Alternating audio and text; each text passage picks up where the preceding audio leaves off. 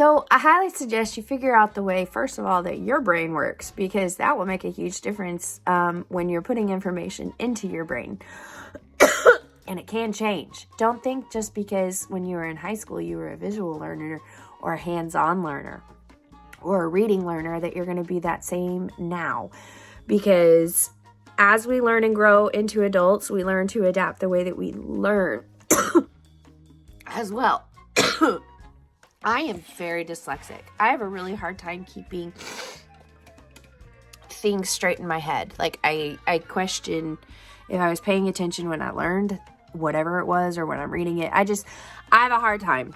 Okay. Reading has always been my challenge. So I never thought I could learn by reading a book, and I couldn't. I loved books and I thought they were fascinating, but I did not learn the same way that somebody else would open a book and read the information and learn. I don't know how to say that. It wouldn't go in. I would read. It would be very slow and it wouldn't compute. It wouldn't process.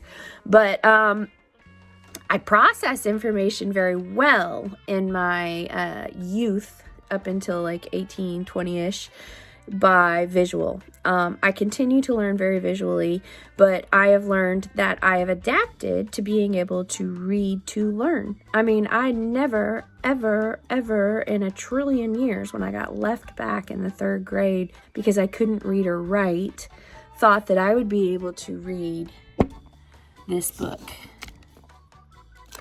I am at this spot, current page. I have learned all of this information on how to keep people alive. I have this much left. I have learned 995 pages worth of information from a book. Whew, never, ever, ever thought that would happen. So reevaluate. If you thought you knew how to learn, how you learn, or how your kids learn, or ask them. Ask the people you work with. Hey, how does your brain work? Do you associate things? Like, do you associate people with other people? Or do you just ask people? Talk to people again. I guess that's my point. Brain and I were having a conversation.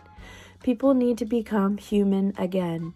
And they need to not be this person through the screen, even though that's not going to change because it's a great way to communicate. Excuse me. But we need to talk to people again. One thing I have noticed that I try to pick up this camera and have actual conversations when there's nothing else going on. I sit in the same place. I sit right in front of my window. Let me show you my window. I've got beautiful trees and a lavender bush right outside my window. It's my favorite spot and the lighting's great. So, I try to make my videos or talk to you guys when I'm having thoughts. Granted, I do it at other times too, but I try to be conscious about not having my phone in my hands. So I'm going to stop this video here because I feel like it gets super preachy. So, yeah.